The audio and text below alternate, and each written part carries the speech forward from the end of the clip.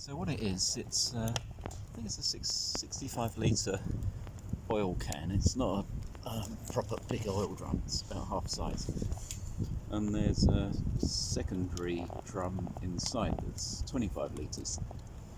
So the 25 litre drum has got the top cut out, and that's inverted. And that's filled with offcuts of scaffold timber and pine. And then the top, which I've cut off, I've just held underneath. It's sitting on a couple of bits of old marble, some marble kitchen worktop, and that just adds a little airspace. And then it's what's called, I think it's a top loading up draft retort. It's hard to see because it's really dark, but there's a chimney there. There's not much smoke because it's basically the wood goes through pyrolysis, so it heats up, chars, but because it's inverted, there isn't any oxygen, so the gases, I don't know what wood gas is really, hydrogen and all the kind of volatile organic compounds, they're all pressurised and they're being pushed out from the bottom of the can. And so basically when it's first loaded, you light it from the top, and then the wood,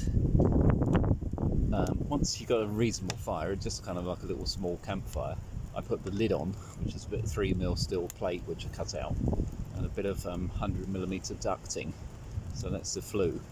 So that's enough to give you a nice draw, and then as it burns down, it's heating up the wood in the centre in that 25 litre oil drum. So that's getting to the point where it's charring, and then as it burns down lower, then the wood gas that's coming off is igniting, and that's what's actually driving or fueling the bird. So the nice thing about this is it just carries on burning as wood in the centre is charring and turning into charcoal. But when all the wood gas is off-gassed, there isn't any fuel left and there's no oxygen there. So the charcoal that's in there is basically, it will self-extinguish. So you can kind of see once the flame's gone out and it's just glowing embers, you can basically kick the whole thing over and then basically douse the charcoal. Because the thing about charcoal, once it's up to that temperature, once you expose it to oxygen, it will just ignite on its own, so you need to kind of just dampen it down. But you can use this charcoal as fuel for obviously cooking, for barbecues. You can use it for blacksmithing as well. There are a lot of blacksmiths, because the cost of buying in charcoal is so expensive, you can just make your own stuff just using an old oil drum. But what I want to do with this is I've got a couple of allotment plots, and I'm trying to build soil, because it's on London clay, which is desperately horrible yellow sticky clay. It's why a lot of London terraces are made from that yellow brick.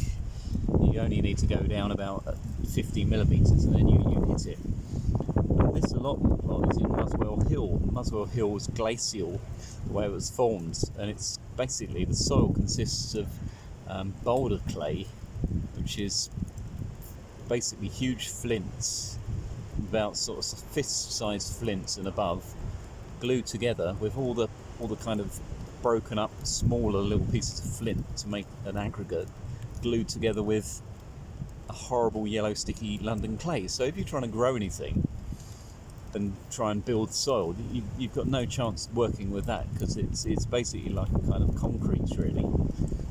So what I'm trying to do is compost as much, bring in as much organic matter as I can. So I go into, there's like a Muswell Hill Billy's brewery down the road, and get about 100 kilos of spent grain hops from them. And basically, the good thing about using charcoal as biochar is if you use organic matter and dig compost in, even though compost, when you get kitchen scraps and wood chip and garden prunings, once that's rotted down, just to the state where it's all kind of consistent, looks like soil, composty stuff, when you put it in the soil, it carries on breaking down further and further.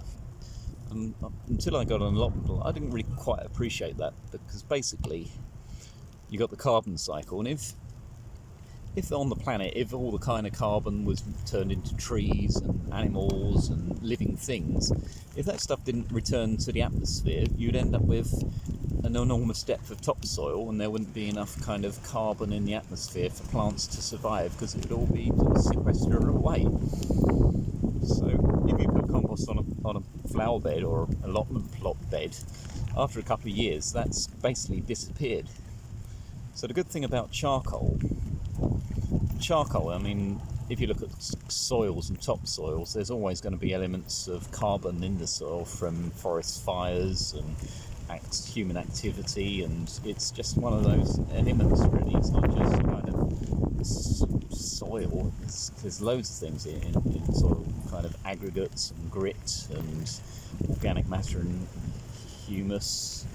So the good thing about carbon, if you imagine the structure of a tree, it's basically all the hyphae, all the basically like a bunch of straws. So there's once you turn that, what was formerly a living material, in basically charcoal is pure carbon, it's still got that structure of the tree with all the tubes and all the little tiny cell walls and things. And so if you imagine you've got a cubic centimetre of that, the actual area is enormous. It's something ridiculous. It's like a kind of area of a football pitch or something crazy.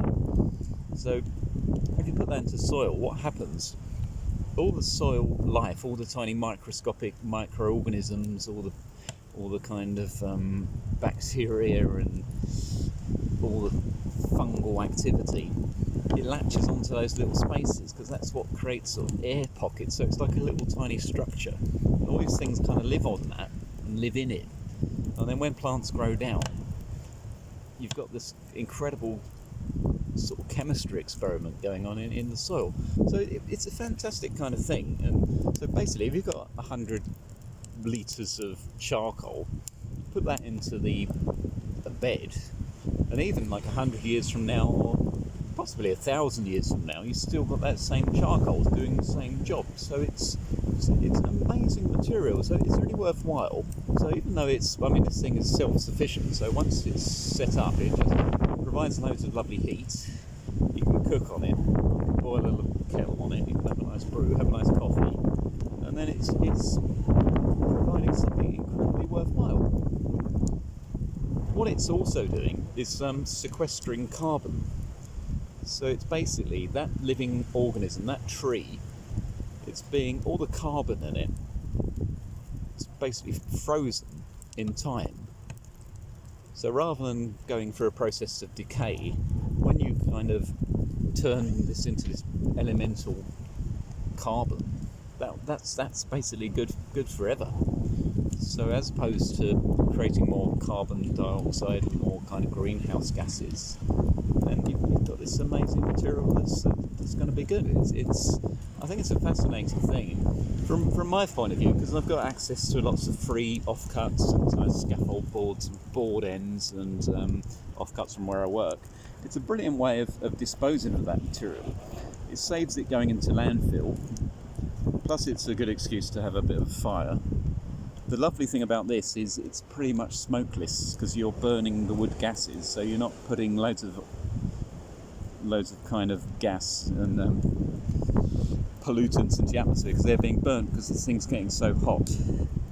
So, well, there you go. It's called a biochar retort. There's loads of different versions. This is quite a small one. I might be tempted, well, if I can kind of get a free oil drum, I'll go for the next size up. And this one's very, very crude. It's basically just some holes punched in the bottom and top cut off with a jigsaw. I've downloaded some plans. A guy called James Hookway, and he's got this design for a retort. He does a commercial one. He sells it for about £3,000, and it's all made out of stainless steel, and it's all TIG welded together, and it's got anti-loose fasteners on it. So it's a nice thing, but I mean £3,000 is absolutely ridiculous. I don't know anyone that could afford that. I'd spend that on a car, let alone basically a kind of garden incinerator. But he's got the plans, and the plans are for it's a 55-gallon or 45-gallon oil drum. And what's he done with it? He's made a sort of rocket stove inside, so it's got a bit of 150mm 6-inch diameter steel pipe, basically welded into an L section. And so rather than having a drum inside, you've got the heating element, the rocket stove part, runs up into a chimney through the top of the 55-gallon drum. And then basically the outside of the drum is insulated with rock wool, and then you've got some sort of cladding around the outside. But I've got a bit of steel pipe for that. I've got to cut it 45 degrees, turn it round, turn it into an L shape, and just MIG weld it together. So I think that's going to be interesting. And then on that one, I think he's got a pipe that runs out the top, and he just puts a little weight on it, and basically that's like a kind of pressure valve. So if it gets blocked up somehow, you're not going to kind of burst the walls of the drum. It's just going to pop the top, and then you'll get a little jet of gas wafting out the top. But yeah, I mean, with these things, it's basically an inverted container, so the bottom's always going to be open. So once it's up to pressure, the wood gas is just going to come out the base. But this is really lovely and warm now. It's supposedly a storm Dennis. I don't know if it's hit. It's a bit gusty, but it's actually fueling this fire really nicely. So you can see. I'll just try and see if you can get any closer. You can just see the gas coming out the bottom of the container, and you can hear it a little bit. It's a bit of a waft of gas. Yeah, and it's just burning really, really nice. But the drum was orange heat just now, and you can see it's sort of slightly, it's almost getting see-through. It's getting so hot there. I mean, it's beautiful. There's no smoke whatsoever coming out of the top of the chimney. I'll just if you can see. So that's the good thing about this. I mean, officially you're not allowed to have fires on a lot of certain days of the year, but this thing is not actually burning any. It's not producing any smoke. I mean, that's pretty damn nice. This is a couple of free oil drums and a bit of duct work from work. We had a bandsaw, and we just had a above table extractor fitted, and the guy replaced some 100mm with 5-inch 125mm. So he said, "Oh, do you want to keep the other bit?" And it's like, "Oh yeah." It's galvanised pipe, so I've heated it up, but obviously you're not on top of it, you're well ventilated. You do get some fumes of burning being galvanised. It's not stove pipe, which is normally stainless or kind of powder coated mild steel, but anyhow, it's not getting hugely hot. That's pretty nice, isn't it, like that? So all the fire, you can see, the good thing about this is the outside of the oil drum, obviously the first time you run it, the paint burns off, and you can watch the heat as it burns down from top to the bottom, and the paint peels off bit by bit.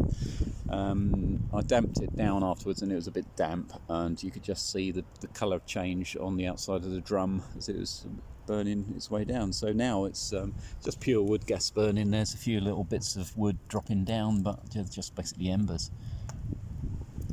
So I mean, it's been on for a couple of hours. I mean, the thing about this is, if there's like a group camp or something, you could just stick the flue upside down inside the inner kind of can, and then it's basically 600mm tall, 400 diameter. So if there's a few of us, I mean, it's a nice thing. It keeps you warm, and it's not smoky as well. So, but I just like it from just interesting, I think, really, in terms of some kind of benefits.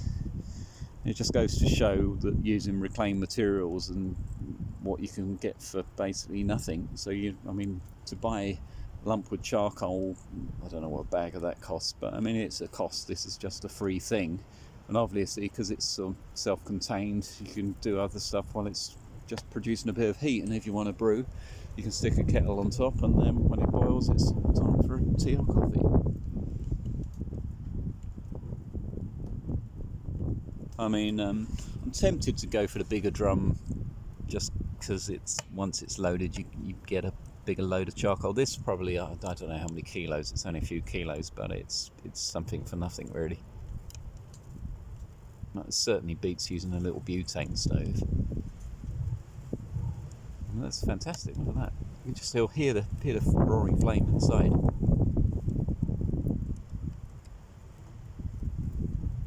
so warm as well, because unlike a campfire, I mean, this is like a big radiant heater as well. It's like having a big radiator. With campfires, all the heat goes straight up the chimney. With this, chimney is actually burning and producing heat, and the chimney itself is warm. I've got some old what do you call them, storage heater blocks. It might be an idea to have a bit of thermal mass around this thing, because I've got some bricks on top, and they're very hot. And the nice thing about this, because you've got a flat top, you can't see it, a flat top of the drum. So any kind of firewood you can just put on top of there, and it just heat it up so it starts to char, and then it's pretty dry by then. It might be worth having a couple of fire bricks on top, or refractory bricks, or storage heater kind of brick. Just sort of holds that heat, reflects it back in, makes it slightly more efficient. The only thing about this one is if you use the James Hookway style retort, that's got the rocket stove. The nice thing about that is this is what you call its retort mode. It's just burning the wood gas. With the design of his one, you can actually hear it. It sort of like really roars like a kind of gas jet, because it's only coming through this pipe one. This one is basically coming out all around the edges of a paint can, so you don't get that kind of roaring jet, but you can see the heat. You can certainly feel the heat. Well, there you go. What I'm thinking of doing is there's a local community garden. It's called the Meadow Orchard. They're a load of hippies. Some of their concepts, just take it with a pinch of salt. They're all off their face, but it's in Crouch End. It's behind a medical centre there, and it's a bit out of the way. But what they've got a pizza oven. They've got wood fires. They've got a kind of cob house kind of building they've worked on. They've got a polytunnel there. And they've got a lot of green wood working tools as well. So they've got shave horses for doing spoon carving. I think it's in London. If you've got access to places like that, it's a free resource. It might be quite a nice place to do some woodcrafts, some bushcraft, if anyone was interested in that. And I might just demonstrate this as well, because I think it's an interesting thing, and if you're interested in the environment, the soil, and the carbon cycle and sequestering carbon, then it's a good thing. And it's an easy thing as well. It's a cheap thing. It's not an expense. And in terms of buying bushcraft stuff and outdoor camping stuff, it can be crazy expensive. So it's kind of nice to get something for nothing. I'm enjoying this though. I mean, you can't beat fire, can you really? Well, there you go. I hope that's answered any questions you might have, and I'll just see if I can get some more pictures inside. It's quite hard to see. But you can just see the rim of the paint can there, and then as you get a gas jet, it's just igniting immediately off those embers. It's kind of nice, isn't it? Look at that. There you go. Thank you. See you soon.